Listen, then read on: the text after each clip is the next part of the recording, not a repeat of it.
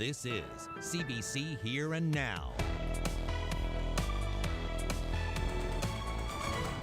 It's a very unfortunate incident, and the town apologizes, and we understand their concerns. The town of Paradise is talking today. This after discovering a convicted sex offender was working among minors in a town arena. No, if it's any more difficult because it's the mayor, it's certainly more awkward. He's in charge of his hometown, but the town wants him out of his own home. Okay, why is Stephenville evicting the mayor? Good evening and welcome to Here and Now. I'm Anthony Germain. And I'm Carolyn Stokes. Well, one day after it had no comment on the matter, the town of Paradise is issuing an apology and tightening up the rules for companies that operate inside town-owned facilities. It's a reaction to the arrest on Saturday evening of a sex offender who was employed at the town's very busy arena. Here and Now's Terry Roberts is following that story for us again today and joins us now live with the latest. Terry? Well, what a difference a day makes. Yesterday, I received a brief statement from the town of Paradise saying Saturday's arrest involved a private company and that it would not be providing any further information on the matter. Well, today, after pressing the town once again, a complete reversal. Paradise Mayor Dan Bobbitt is calling Saturday's arrest of paroled sex offender Peter Hoyles a very serious incident, and now the town is taking action. Well, staff are in the process of reviewing all the policies and contracts that we have right now, and we will make amendments and addendums to those contracts to make sure that the security checks are in place for any of their employees that work in our facilities. Were you surprised that this company was not doing sort of background checks on or screening their employees? You know, surprised, again, a little surprised, obviously, but again, moving forward, we'll work with them to make sure they have everything in place. Now, Hoyles is originally from Cormac and has twice been convicted of sexual assault on young girls. He was on parole and was not permitted to be in the company of minors, but at least one of his co-workers was a young person, and the arena was hosting a large tournament for youth hockey players on Saturday when police showed up at the independently owned cafe and took him away. The owners of Coffee Matters admit they did not do a background check on Hoyles when they hired him after Christmas, and say Hoyles did not disclose his criminal background. The company says it plans to step up its screening of employees at its 11 locations, but it will now have no choice when it comes to its location at the Paradise Arena complex. Users are very concerned, obviously, as we are as well. And like I said, I apologize to the residents and the users of our facilities. Going forward, we will make sure that all that is in place. We take this very seriously. And we've been proactive in moving forward with all the contracts.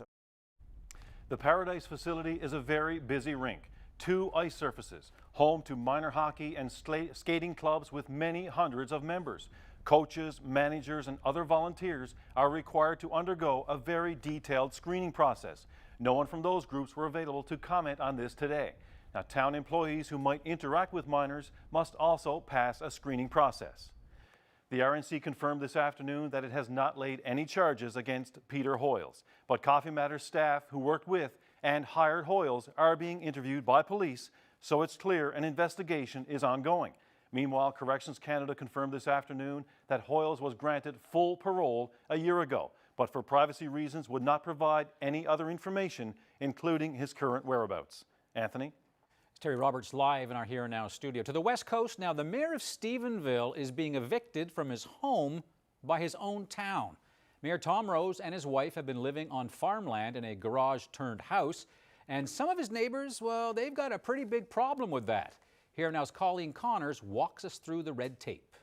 This is Tom and Joanne Rose's house, down a long road on Hillier Avenue, tucked away on their 48 acres of family farmland. Joanne spends most of her time here, crocheting. On Tuesday morning, she and Tom were issued an eviction order to their door, saying they were to cease and desist living in the residence and have 14 days to get out. I'm dumbfounded. I have no idea why this has come up now. Because Tom is in such a conflict of interest, Joanne is doing all the talking. In 2017, this was just an empty garage, or in municipal regulation terms, an accessory building. She wanted to make it her home and looked up the term in the Municipal Act, and it states an accessory building can be used as a farmer's dwelling. They applied for municipal permits for water and sewer, and it was approved. They moved in late November. But just a few weeks ago, a developer in the town filed a complaint against Tom and Joanne, saying they were living here illegally. Sean Boyd's letter to the town council says that it's common knowledge that Mayor Rose was granted 2 separate permits for 2 accessory buildings, but instead built 2 homes, which were occupied in an area where homes are not allowed. Now, Boyd claims their son Stephen lives in a barn nearby. The Roses say the barn is a shell and he lives away. The town looked into Boyd's complaint, hired a lawyer, and after reviewing the Roses' permits said that they were in fact living there illegally. Joanne disagrees. As far as I was concerned, I had clearly stated what my objective was. I had done exactly what they told me I should do, and that they came back as approved. There was no correspondence or indication from them that this was out of sorts. But the deputy mayor says the terms, well, they're up for debate. If you look at each of those permits step by step, as a lawyer did, there seems to be a jump from an accessory building which says garage to this farmer's dwelling. That didn't involve any more information coming to us or another permit application, and so we approved permits in isolation, I guess, of what was happening. In the meantime, Tom and Joanne have filed an occupancy permit with the town. Council is going to meet before Friday to find out if these dwelling terms were misinterpreted. Joanne says she will appeal the eviction order. Colleen Connors, CBC News, Stephenville. A St. John's lawn care company has been fined for illegal pesticide use. Green Lawn has been ordered to pay almost $8,500 in fines for breaking laws regarding storage, use, and advertising of banned pesticides. The company was also convicted for using pesticides without a valid license. Defense lawyer Colm Sevier asked for lower fines, but the sentencing judge said the fines must reflect the serious risk the company posed to the public and the environment. Well, Rcmp officers on the Bonavista Peninsula have an unusual theft on their hands. Someone broke into a warehouse in Port Union on the weekend and stole all the iceberg water stored inside. The total amount taken added up to 30,000 liters, enough to fill a tractor-trailer tanker. Police believe it would have taken a long time to steal that much water, so they're hoping someone noticed something and will get in touch with them or Crime Stoppers. Iceberg Vodka has a facility in Port Union where it stores iceberg water. Well, we should know soon whether there'll be a ban on plastic shopping bags in this province. The Department of Municipal Affairs says it has been working on how single-use plastic bags can be managed, and a decision is anticipated in the coming weeks. Minister Graham Leto says a lot of work has been done with the industry in an effort to make sure that everyone is prepared should a ban be announced. Joe Butler, a former town councillor in Portugal of St. Phillips, has been lobbying for a ban for years, and he's delighted with the mere hint of progress, adding that talking to businesses just makes sense. I believe it's a good thing to consult with businesses, but some of the ones when I initially started, I did consult with just some small businesses in our own community, and they were very much on board from the environmental side, but also from the cost side. It's a significant cost for them to buy the bags, as opposed to people come with the reusable bags.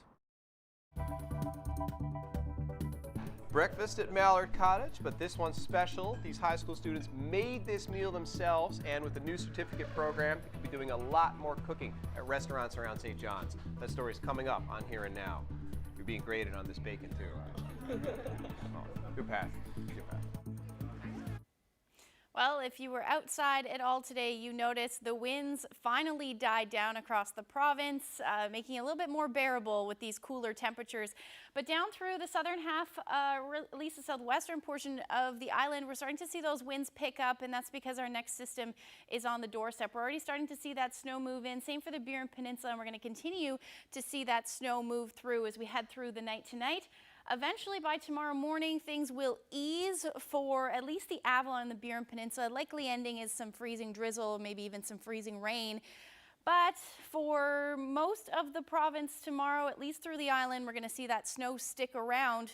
Eventually things will taper off by the time Friday morning rolls around. So we do have a number of warnings in place right now. Winter storm warnings from the Northern Peninsula East all the way through to the Bay of Exploits.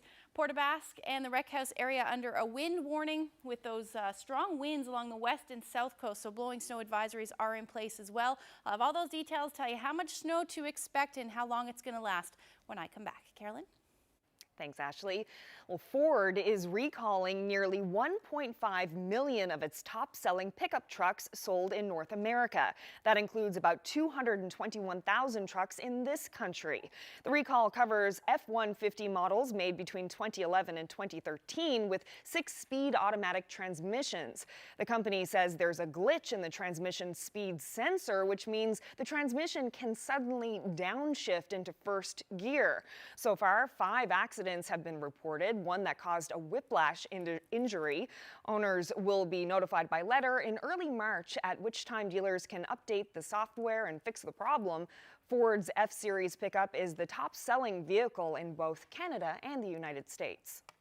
Well, he was once a member of the Vikings Motorcycle Club, but today he turned against the group to testify against a member of his former inner circle, Al Potter.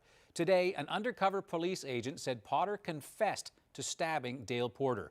Ariana Kellen has this report now from day 8 of the Al Potter murder trial. It's a story as strange as it is fascinating. A motorcycle club operating on Cabot Street in St. John's. A motorcycle club wherein some members didn't own a motorcycle or even a license to drive one. Flanked by armed police and sheriff's officers for protection, today's witness took the stand. A Vikings Club member turned police agent, coming within meters of a man who was once his ally. The 39-year-old says he became a Vikings prospect on Cabot Street, asked to join by Shane Leonard. He says he sold drugs for a number of the Vikings, including Al Potter, a full-patch member of a club that, according to the witness, was an offshoot of the Hells Angels. Not long after Dale Porter was stabbed in North River, this police agent and Potter, who he says was in the throes of a crack addiction, had pizza together. It was then, he says, Potter confessed to killing the North River man because Porter made fun of the club. He also says he accompanied Vikings Shane Leonard and Wayne Johnson to Cape Spear, where Leonard threw a knife in the ocean. This information comes at a price. The agent was first paid $5,000 to be a confidential informant. He was later upgraded to a police agent, someone who will testify in open court, and for that, he'd be paid $150,000. That was before the Rcmp cut him loose for breaking an order and wearing stolen jewelry to a meeting with police. They settled on a payment of $75,000 for his testimony, with the last payment, $25,000, to be given to him today. But the defense maintains this man has every reason to make up a story to get paid. They questioned his credibility, given that he's a criminal and a drug dealer himself. They even questioned the legitimacy of the Vikings. As for the police agent, he's no longer in St. John's. Now he's in witness protection. Ariana Kelland, CBC News, St. John's. One day after Jerry Rogers stepped down as leader of the NDP, a contender has come forward. Alison Coffin is the first to announce she's running for the leadership. It won't be the first time she's competed for that role. Coffin ran against Jerry Rogers for the leadership 10 months ago and lost. She captured about a third of the vote. Coffin is an economist at Memorial University and head of the Faculty Association. She says Rogers' surprise departure has left the party in a precarious position, and she wants to get it back on track. I think it is an excellent opportunity. I firmly believe in the values of the New Democratic Party, and I know that our province needs a shake-up in government, and I think that I can provide that change. This was not a difficult decision to make. The hard part was making the decision the first time. Right now, I know that, again, an election is pending. I know that there's a lot of work to be done, and if I get out ahead of it, then that means that I've got a little bit more time to get that work done. We have to think prudently about this. If there is only one candidate, that means that we don't have to have a leadership race, which means that we can focus on building for that election. So that would be the prudent thing. But if we do have candidates come forward, I trust that they're going to be very strong candidates that will have a lot to offer for the party, and that'll give us a good leadership race as well. And it's looking like there could be more candidates for the job. Well-known lawyer and mental health advocate Mark Gruchy says he's seriously considering a run for the leadership. Today he released a written statement, and part of it reads, "The primary job of the next leader of the party will be to build cohesion and coherence within. Confronting this task is going to define the party in this province for years to come." Shell, pick out the shell. Some students get cracking, but not at the books, but at learning their way around a kitchen. Find out what lured them to a St. John's restaurant in about 6 minutes.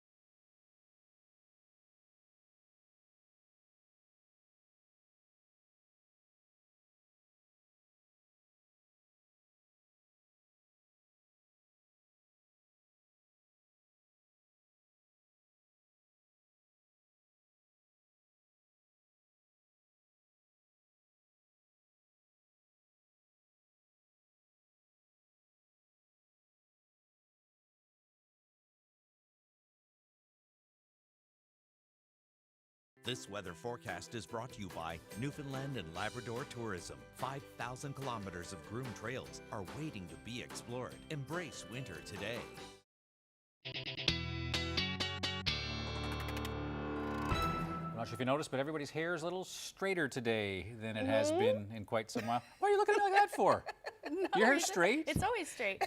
Well, lately, not lately. Yeah, Well, it's not windswept. There you go. Okay. Thankfully. I think that's what you were getting at, right? Yeah. I didn't know what you were going The at. wind has finally subsided outdoors. That's It great. has. Yeah, and it's made these temperatures a little bit easier to Yeah, it was much be better. outside in. Yeah. Oh, Yeah. for sure. Didn't feel like you were getting whipped in the face today.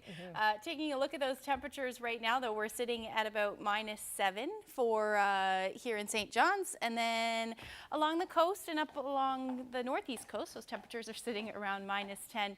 Now through Labrador, those temperatures are generally sitting in the -teens. We're actually going to see climbing as we head through the next couple of days, so that's definitely good news there. And with those wind chills feeling closer to the -teens, at least for the Avalon, and then where that wind isn't really happening, obviously not much of a wind chill. So Makkovik feeling closer to -26 right now. Now, we are seeing that system move in. If we take a look at the satellite and radar there, you can see that moving in. It will continue to spread further east as we head through the night tonight. But as far as temperatures go, -1, all these temperatures are actually going to climb towards the morning hour. So -1 by morning for Port aux Basques, -5 for Corner Brook. The winds are really going to pick up, though. East winds 30 to 50, gusting upwards of 80 along exposed areas for the coast. Marystown sitting around 1 degree by morning. Same for St. John's, hovering around the 0 degree mark. They'll continue to rise through the morning hours. Those southeast winds 40, gusting 60.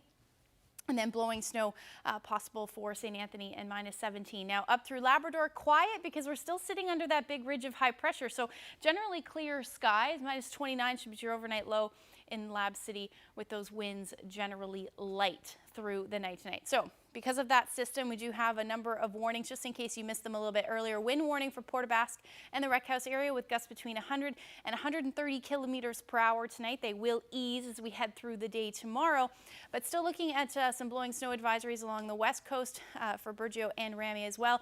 And then winter storm warnings for the northern peninsula east all the way through to the Bay of Exploits. And that's because that's where most of the snow will fall. The winds will actually pick up significantly again tomorrow night, so near zero visibility is definitely expected.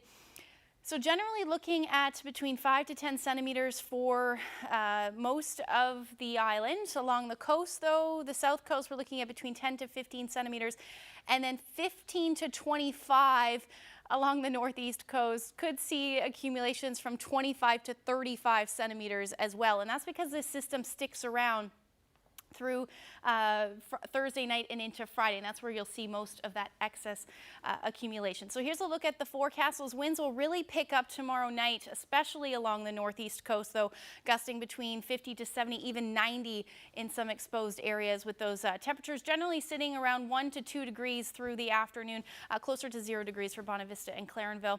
Now up through Grand Falls, Windsor, through to Terra Nova, Twillingate sitting at about -3. That's where you'll see most of that blowing snow through the afternoon along the northeast coast, and then those northeast winds gusting upwards of 80 as well along the west coast.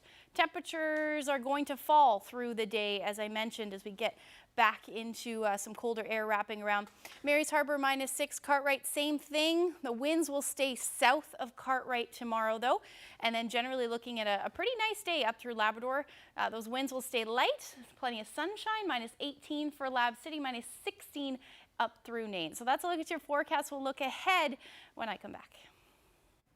Thanks, Ashley. Well, this week, students from Holy Heart High School traded cracking the books for cracking eggs in a real restaurant kitchen. It was a test run for a new culinary program that the St. John's School is launching in the fall. And as Zach Gowdy tells us, it's shaping up to be one of the hottest courses on the school's menu.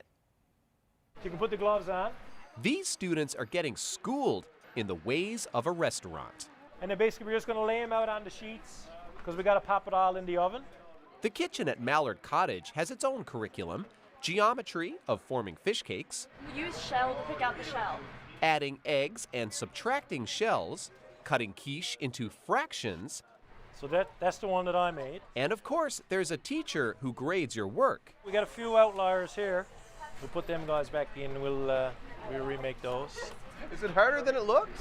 Yeah, for sure. Yeah. So you've been working here about 10 minutes. How do you like the restaurant business so far? I think it's pretty hard, but it's going to be worth it.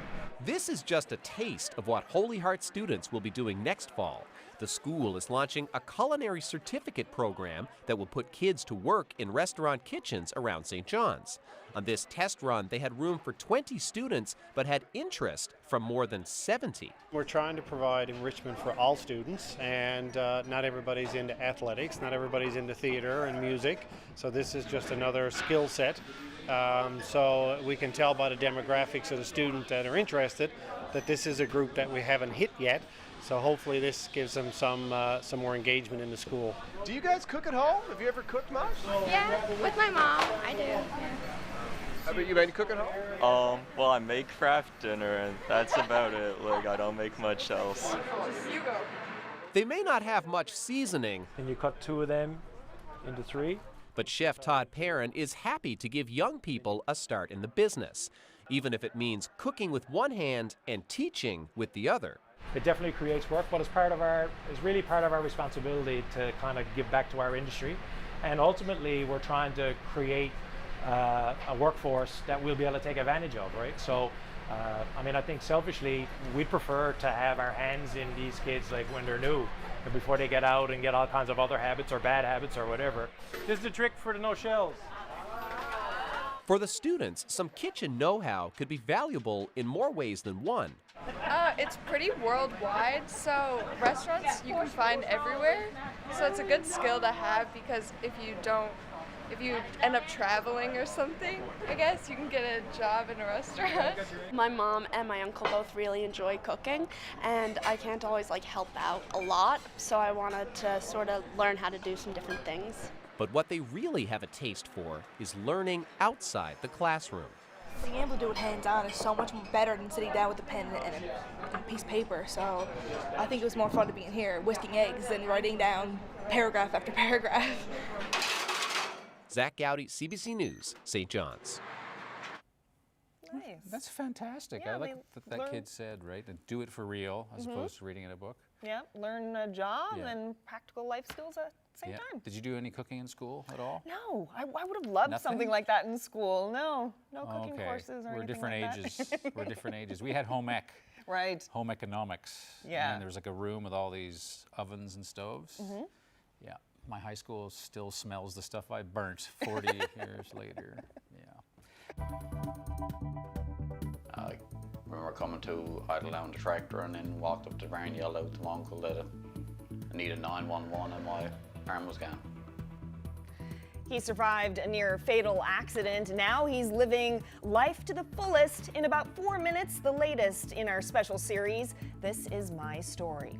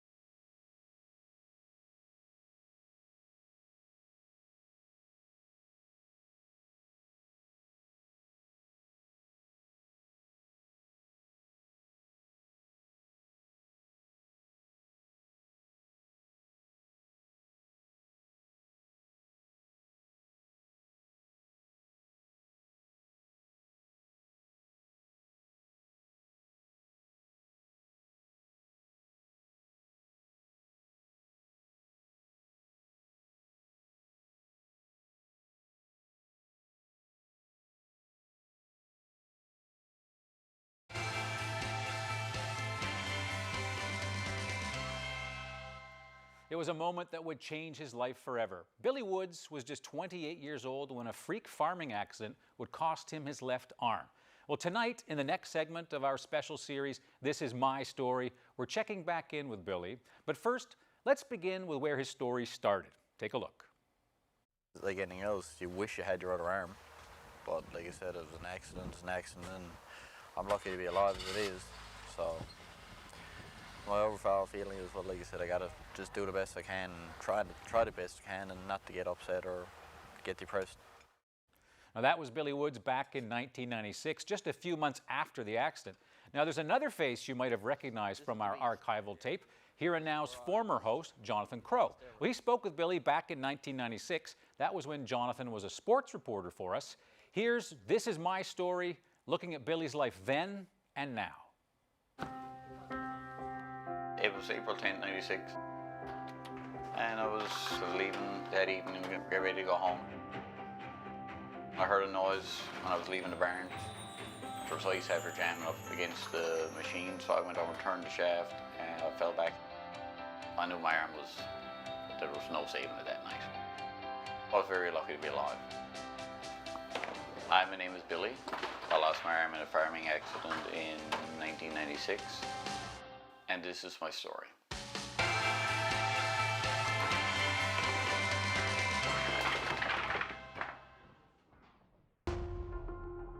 So this is where it happened, Bill?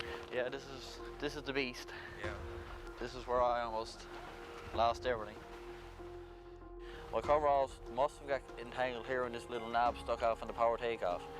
And it just hooked me in and dragged me into it, and I fell back towards the tractor, and I just went around on that shaft, and that shaft there spins at 540 times a minute, so I was lucky to make it out of it, and throughout the whole process my arm had got beaten off on a piece of steel, and there wasn't a great lot left to it that night to salvage, and I suppose I'm lucky I didn't lose shoulder and all that night. I'm even more lucky I didn't lose my life. I remember coming to idle down the tractor and then walked up to the barn and yelled out to my uncle that I needed 911 and my arm was gone. I was fully conscious. I went into the operating room that night before they put me to sleep. I came to the next morning and I could hear my mother and a doctor talking, and they were trying to figure out how they were going to tell me that they had to amputate the arm. And I sort of heard, and I said, I knew when I came to it, I said, I know the arm is gone, but there was no saving it that night. The farm was my life. I grew up in a barn. We had a full-scale dairy operation at the time, so we milked cattle. I did a lot of machinery operation during the year. We did a lot of our own maintenance, so farming is a lifestyle. If you enjoy it, you enjoy it. Now I just go around, I do a few little odds and ends here and there. Depends on how good my right arm is. I've had a lot of issues with overusage, so I try to take it easy when I can, and I try to help out when I can. I had a prosthesis when I first lost my arm, but I found it heavy, clumsy. Come on, girls, come on. And where I was having so much phantom pain, the more I used the muscles that control the arm, the more pain I had. I got more used to, I could do more without it than I could with it. I'm quite content now without it.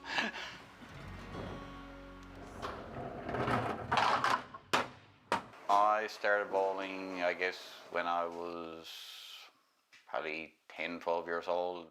We used to bowl the Atlantics just about every year. Most years it was in Prince Edward Island, so that was my holiday. I'd go away for a bowling trip. I rolled in several leagues till I lost my arm. A couple of weeks after I got out of hospital, I called Fred Hawko up at St. Pat's, and he was encouraged me to come back and try whenever he feels up to it. It felt good to be back and to be bowling just as well, or probably even better than I did before I lost my arm. I rolled with a great group of guys, and through the span of 8 years, I think we won 6 out of 8 years. But the highlight of my career really came in 2013 when I made this Holly Lane's men's team. We got the right to go to the Nationals. And the Nationals that year were held in St. John's. At Holly Lane's, the finals were. Like there was no other feeling in the world. It just give you pins and needles just to know that you're a national champion. I was bowling up till 3 years ago, and I had elbow issues, so I'd stop bowling altogether. I started this year. I went out for a bit of fun one night, and I said, well, I don't feel too bad. So I've spared a couple of nights since, and I'm not throwing a great ball yet. I'm still a little rusty. I still struggle with some basic things. Somewhere I used to be really stubborn at first. I wouldn't ask for help. But now if I go somewhere, if I got a coat on or a hoodie and it needs to give zipper up, there's someone there, instead of struggling with a zipper, now I'll ask. I lost my pride, I guess. The most difficult thing I had to deal with is actual phantom pain. Unfortunately, it doesn't go away. It affects my short-term memory at times, and sometimes even there's parts of my past that I just don't remember. I guess through the years, I've got a son that's 22 now. He was a month old when I lost my arm. So I had a lot to be hopeful and willing to do at the time. I guess you call him a little bit my inspiration. And the fact that I knew I should have been dead at the time. I'm a happy-go-lucky person, and I try not to let most stuff get me down. There is times that you do get a little bit upset and distraught with yourself when you struggle with stuff, but you can't give up on things. You got to take life by the horns and deal with what you're done with and just move onward. Very proud, optimistic dad. Well, in the next segment of This Is My Story, we're going to feature Rebecca Norman. Now, she was just a teenager when Here and Now spoke with her back in 2010, and that was after doctors planted a special device inside her to help her heart pump blood. That's coming up in 2 weeks. Don't miss it.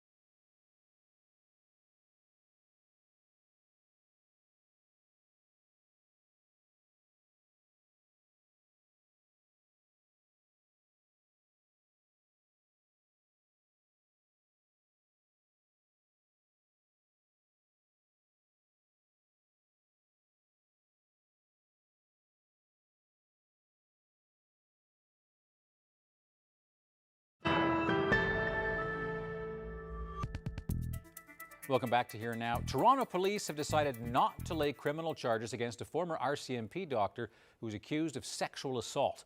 The force says there are no grounds to do so. Now, last month, CBC News revealed that 30 women had come forward alleging assault during medical exams that happened in the late 80s and early 90s. And several of the women who brought their story to CBC News are outraged that police are closing the file. The CBC's Dave Seglins has the story. rubbing my legs up and down, and he starts to pull at my nipples, and I asked, why are you doing that? He was getting his jollies under the guise of being a doctor for the Rcmp. These 3 women went public for the first time, detailing what they say were sexual assaults by an RCMP doctor during mandatory medical exams back when they were new recruits. And in 1989, they complained to the RCMP, Ontario's College of Physicians and Surgeons, and Toronto Police about Dr. John McDougall. But the women believe it was all swept under the rug. McDougall kept his job. Last year, amidst the Me Too movement, 30 women stepped forward. They filed fresh complaints, and Toronto Police reopened an investigation. But we've just learned that investigators will not lay charges. The Toronto Police Service does not dispute that these women felt and continue to feel violated, a spokesperson wrote in a statement.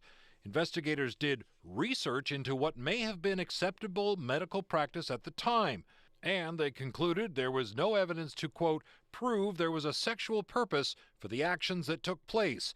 Without those grounds, we simply could not lay charges. The 3 women are furious, shocked that anyone might think that the exams were medically acceptable. It's still inappropriate behavior that's conducted to a woman in an office behind closed doors in secret, and still under the threat of you do this or I'm going to have your job or you won't get a job. I don't know what to say. It's absolutely devastating after all of our efforts. As for the doctor, he denied any wrongdoing decades ago. Today, he's in his 80s, in poor health, in a retirement home, and through his family, he has declined to comment. While the police investigation is over, these women say they will continue to fight. For one, they're pushing forward with a $135 million class action lawsuit, and they're calling on Ontario's top police watchdog to review the handling of this case. Dave Seglin, CBC News, Toronto. Well, this week, a CBC News investigation has exposed some shocking numbers involving the abuse of young athletes at the hands of coaches. But today, there was a not guilty verdict in one very high-profile case. Dave Brubaker, the former head coach of the women's national gymnastics team, was cleared of sexual assault and sexual exploitation of a former student. He's very relieved. Brubaker's lawyer says he wants an investigation into the police case against his client. It was led by a close relative of the complainant, who's now in her 30s. But despite Brubaker's acquittal, Gymnastics Canada said it's launching an internal investigation into his conduct. The House of Commons Justice Committee has completed 2 hours of discussions about how to proceed with the SNC-Lavalin affair. This motion today is designed to address the confidence of Canadians, to reassure them. Our job is to ask tough questions of witnesses to determine whether or not there has been some kind of wrongdoing. Now, the meeting was called to examine the possibility of an inquiry into the SNC-Lavalin controversy. A Globe and Mail article suggested the Prime Minister's office pressured former Justice Minister Jody Wilson-Raybould to help the engineering giant avoid criminal prosecution. Prime Minister Justin Trudeau shuffled Wilson-Raybould out of justice last month, and she suddenly resigned from cabinet yesterday. The Conservatives and the NDP have accused Liberal members of laying down a smokescreen to try to protect the Prime Minister's office. And Prime Minister Justin Trudeau is already pushing back against Wilson-Raybould's surprise move to quit his cabinet. It was her responsibility to come and speak to me directly about that. She did not do that in the fall, and she accepted another position in this government when I made the cabinet shuffle. Trudeau insists there was no wrongdoing in his government's handling of the SNC-Lavalin case. In her resignation letter, Wilson-Raybould didn't make it clear why she quit. She also remains silent on the allegations that officials within the PMO pressured her to help SNC-Lavalin avoid a criminal trial. Wilson-Raybould now has a former Supreme Court judge advising her on whether she can say more in public. The charges have been laid against a woman who was allegedly seen throwing a chair over a downtown Toronto balcony in a video that has now gone viral. The suspect has been identified as 19-year-old Marcella Zoya from Toronto. Now, she turned herself in to police this morning. Her charges include mischief, endangering life, and common nuisance. The 9-second video appeared online over the weekend, and it shows a young woman tossing a chair from a high-rise above the Gardner Expressway and Lakeshore Boulevard. Well, no one was injured in this incident.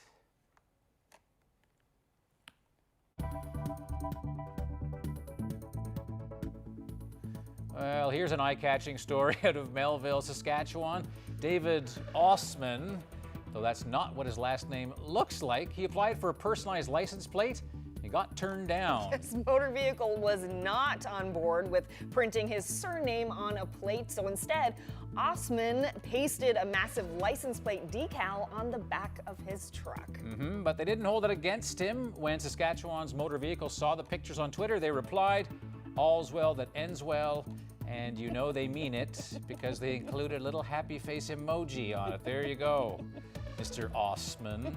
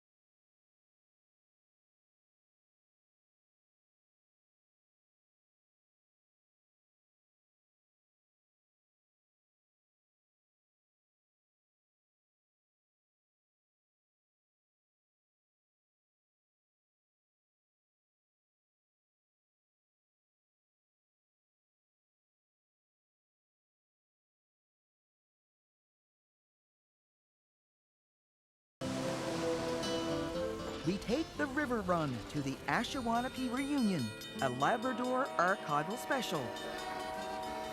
Sunday at noon and Monday at 7. This weather update is brought to you by Beltone, helping the world hear better.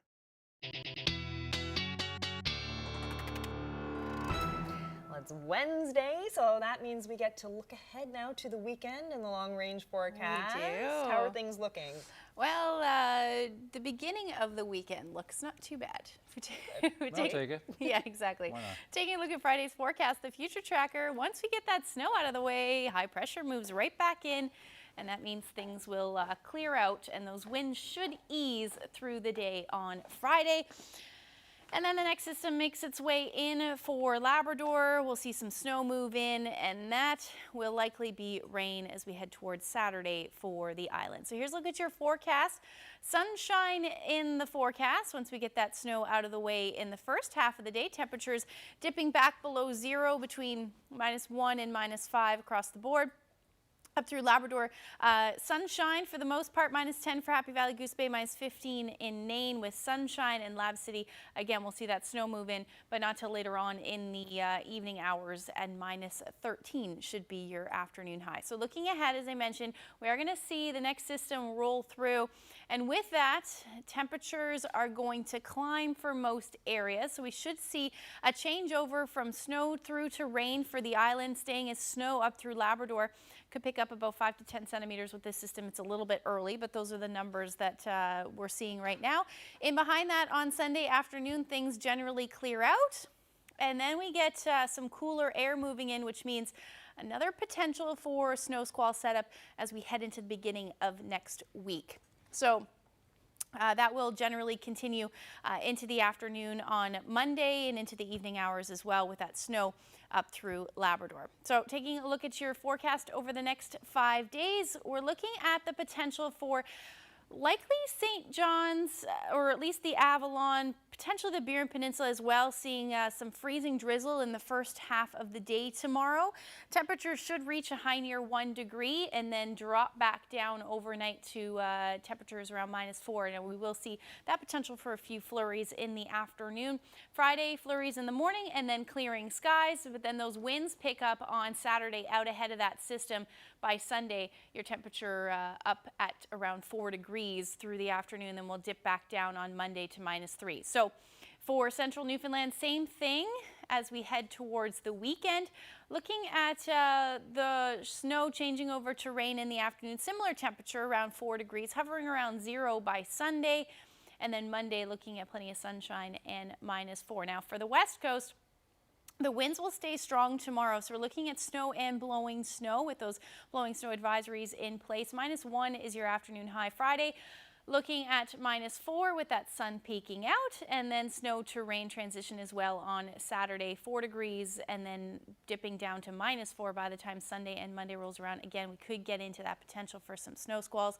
Up through eastern Labrador, temperature around -12 tomorrow, with potential for a few flurries, especially along the coast as well. And then Friday, sunshine as that ridge of high pressure dominates. There's that 5 to 10 centimeters I was mentioning for Saturday, and then flurries continue. But look at those temperatures back up into the minus single digits. Now for western Labrador, we're looking at -18 tomorrow with plenty of sunshine, some flurries moving in late day Friday, continuing through the day on Saturday, and then Sunday, those temperatures sitting around -3. So -13 rather. So let's look at your forecast. I'll have your weather photo when I come back. Thanks, Ashley. Well, it's kind of a treasure trove from the past. 1,000 scientists and conservationists in Britain are working at 60 separate archaeological sites that together span 10,000 years of history. And it's all located along a new high-speed train route, and construction has been delayed for 2 years now for the archaeologists to do their work as they sift carefully through layers of time. The CBC's Thomas Degla has more. A sea of orange on a construction site like no other. This army of archaeologists is unearthing centuries of history, so this place can be transformed into a train station for the future. Because it gives us this amazing chance to learn about our past in a way that we haven't really been able to before. This was once an Anglican burial ground, now part of Britain's biggest ever archaeological dig. Imagine in the 1700s and 1800s, a church stood back there. The richer you were, the closer you were buried to the church. That also meant people with less money could be buried all the way over there. That leaves a huge area to examine and more than 40,000 skeletons to exhume by hand. Turns out London's clay-like earth is good for buried relics, leaving some centuries-old coffins intact and still containing full skeletons. The bones delicately and purposely laid out to be reburied together. It's all about the dignity and respect for the people who are buried in the burial ground, and that's the utmost driver for us here, really. Discoveries aside, some neighbors call the project too disruptive and downright eerie. Disturbing the dead for no particularly good reason. It's like discovering alcohol in a pub. To discover that these people are buried in this graveyard, we knew they were buried in the graveyard. The search is on for a place nearby that can hold all these remains. It's a big ask indeed, part of a uniquely huge endeavor. Thomas Daigle, CBC News, London. 40,000? Wow. That's a lot. It's incredible. Yeah. Yep. Could also be like the beginning plot of a horror movie with that many, you know. Oh, I don't want to think about that. Well, here's a look at your weather photo for the day. The calm before the storm, it was taken today. Any idea where that is? It's along the northeast coast. There's a hint. Northeast coast. Northeast coast. All right, Carolyn, help me out here. I don't know. Looks so calm. Where's the wind? Where's the waves? I told you the wind died down today. Okay, certainly did. Not helping. No. I'll tell you where this photo was taken and who took it when we come back.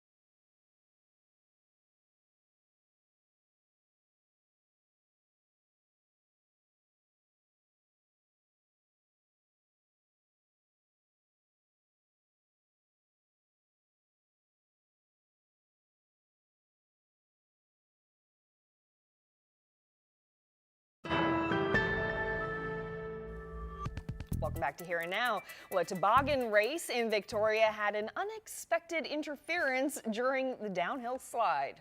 Now watch this. There you go. Oh. Yeah, nothing like taking the kids for a slide and bumping into vermin. Just check out that video, that rat zipping across the snow. Yeah, it picks precisely the wrong time to do it, too. Going head-to-head with the tip of a toboggan. Seems like he's okay, though. Yeah, so that's one way to sabotage a race. All that snow in BC, you can't really blame the poor thing for trying to make it across there. To get in on the fun, yeah? Yeah. Maybe he was trying to hop on the toboggan. Notice the speed of that thing as it makes its way off there. I mean, didn't waste any time. No. Yeah. It definitely did not. Well, we'll take a look at our weather photo of the day today. You guys tried to take a couple of guesses during the commercial break, but... The calmness threw me off. I figured it was some part in the middle of Nova Scotia or something. Well, no, they were in the middle of the storm we're at right now. True. This was actually taken in Triton, looking towards Leading Tickles. Oh, very nice. Yeah. It's got the inlet there to sort of keep things calm. Yeah, so the calm before the storm. Doug Windsor sent us that photo today. Thank you so much for sending that photo in. Nice shot, Doug. If you have any weather photos you'd like to share with us, send them to nlphotos@cbc.ca. Right, so you guys, any plans for the big day tomorrow? Oh, right, tomorrow's Valentine's Day. Yep. Well, or International Thanks for Reminding I'm Single Day for some people. Or Galentine's Day. Galentine's, that's that's the best part. Galentine's? Galentine's Day, it's actually a Celebrate thing. It's, with your girlfriends. Yeah, girlfriends go out, it's like gal. Go for drinks. So Valentine's Day is a whole different meaning for the guys, but anyhow, yeah. So I like Valentine's Day. Okay, all right. Still too late to get to the florist or the chocolate place? Or... Did you go get your flowers yet? Yes, I did. She's watching probably. Yeah. Not very convincing there, Anthony. I will. Anyhow. Yep. We'll see you tomorrow for Galentine's Day, Valentine's Day, Yeah. or what I like to call Thursday. See you tomorrow. Good night. Good night. I'm going to be in so much trouble.